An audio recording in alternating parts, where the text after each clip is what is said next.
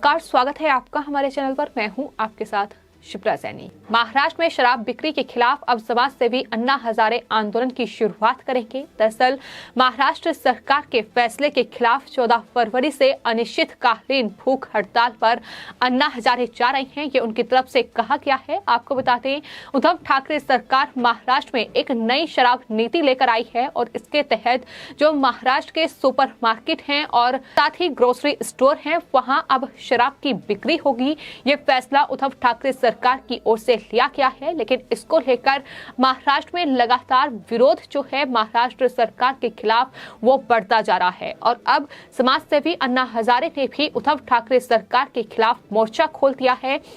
उन्होंने बड़ा ऐलान करते हुए कहा है कि वो सुपरमार्केट और वॉक इन स्टोर के जरिए शराब बेचने के महाराष्ट्र सरकार के फैसले के खिलाफ 14 फरवरी से अनिश्चितकालीन भूख हड़ताल करेंगे। अन्ना हजारे ने उद्धव ठाकरे सरकार की इस नई पॉलिसी को लेकर ठाकरे सरकार पर हमला बोला है और कहा है कि नशा मुक्ति की दिशा में काम करना सरकार का कर्तव्य होना चाहिए, लेकिन ये देखकर बहुत दुख होता है कि सरकार वित्तीय लाभ के लिए इस तरीके के फैसले ले रही है, जिसके कारण युवाओं को खासतौर पर शराब की लत लगेगी और किस तरीके से महाराष्ट्र जो है वो नशे की लत उसे लग जाएगी, ये बड़ी बात उनकी तरफ से कही गई है। तो महाराष्ट्र में शराब बिक्री का ये फैसला जाहिर तौर पर अब उद्धव ठाकरे सरकार के लिए मुसीबत का सबब बन रहा है,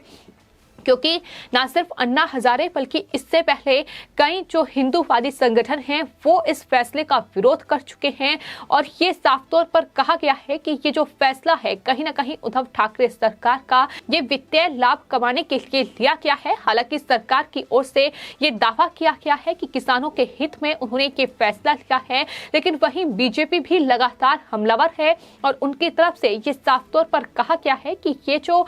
फैसला है खुलेआम शराब बिक्री का, ये दरअसल संजय राउत शिवसेना के सांसद उन्हें फायदा पहुंचाने के लिए लिया गया है। तो इस तरीके से लगातार राजनीतिक बयानबाजी का दौर भी जारी है, लेकिन फिलहाल समाज सेवी अन्ना हजारे अब महाराष्ट्र में आंदोलन की शुरुआत करेंगे। उनकी तरफ से ये बड़ा ऐलान कर दिया गया है। 3 फरवरी को उद्धव ठाकरे सरकार ये नई शराब नीति लेकर आई और उसका विरोध करते हुए समाज सेवी अन्ना हजारे ने सबसे पहले उद्धव ठाकरे को एक लेटर लिखा था, जिसका कोई जवाब समाज सेवी अन्ना हजारे को नहीं मिला। उन्होंने साथ ही ये भी कहा कि मैं एक रिमाइंडर लेटर भी भेज रहा हूं, क्योंकि राज्य सरकार की ओर से कोई प्रतिक्रिया नहीं मिली है। राज्य सरकार ने हाल ही में मार्केट स्टोर और साथ ही किराने की दुकान में शराब की बिक्री की अनुमति देने का फैसला किया है। ये फैसला महाराष्ट्र के लिए दुर्भाग्यपूर्ण है और ये फैसला आने वाली पीढ़ियों के लिए भी बहुत खतरनाक होगा। इस फैसले का विरोध करने के लिए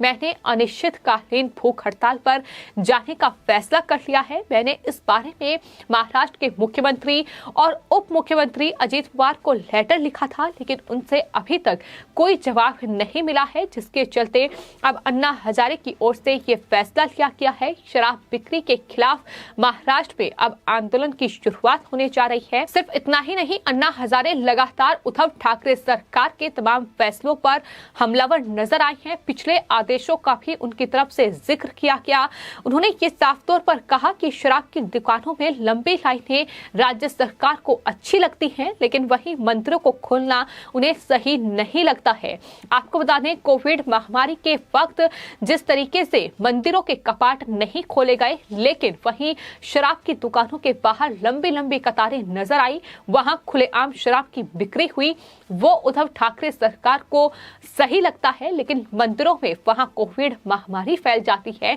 इस पर भी उन्होंने साफ तौर पर उद्धव ठाकरे सरकार को घेरा है। तो अब लगातार उद्धव ठाकरे सरकार जो है इस नई शराब नीति के चलते सवालों के घेरे में है और बीजेपी के नेता लगातार मुख्यमंत्री उद्धव ठाकरे और महाविकास आघाड़ी सरकार पर हमलावर हैं। इस पूरे फैसले को लेकर महाराष्ट्र के जो पूर्व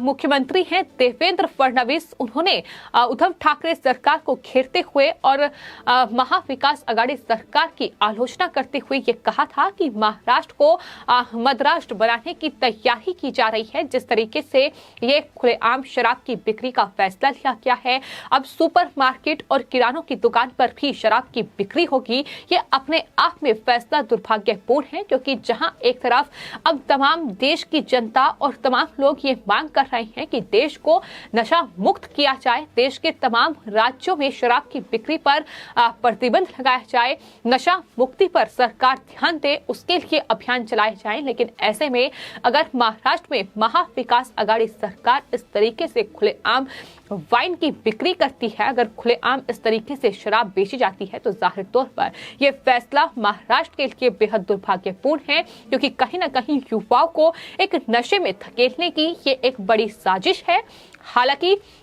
महाराष्ट्र में किस तरीके से उद्धव ठाकरे सरकार काम कर रही है, ये हमने ड्रग मामले में भी देखा था कि किस तरीके से खुलेआम ड्रग माफियाओं का संरक्षण किया गया, किस तरीके से ड्रग माफियाओं को बचाने की तमाम कोशिशें उद्धव ठाकरे सरकार करती नजर आई। उनके नेता, उनके मंत्री ने खुलकर इन ड्रगिस्ट का बचाव किया, इन ड्रग माफियाओं का बचाव किया। तो ये अपने आप में सवाल है कि आखिर क्यों इस तरीके से इन ड्रग माफियाओं को संरक्षण देकर, इस तरीके से इस शराब बिक्री की अनुमति देकर क्या युवाओं को कहीं न कहीं नशे में महाराष्ट्र सरकार धकेलना चाहती है, सिर्फ और सिर्फ इससे अपनी जेबें भरने के लिए, अपने वित्तीय लाभ कमाने के लिए। यही सवाल अब जो है वो अन्ना हजारे की ओर से पूछा गया है और उन्होंने साफ तौर पर अब चेतावनी महाविकास आघाड़ी सरकार और मुख्यमंत्री उद्धव ठाकरे को दे दी है। 14 फरवरी के बाद अब वो महाराष्ट्र में भूख हड़ताल करेंगे, अनिश्चितकालीन ये भूख हड़ताल उनकी होगी,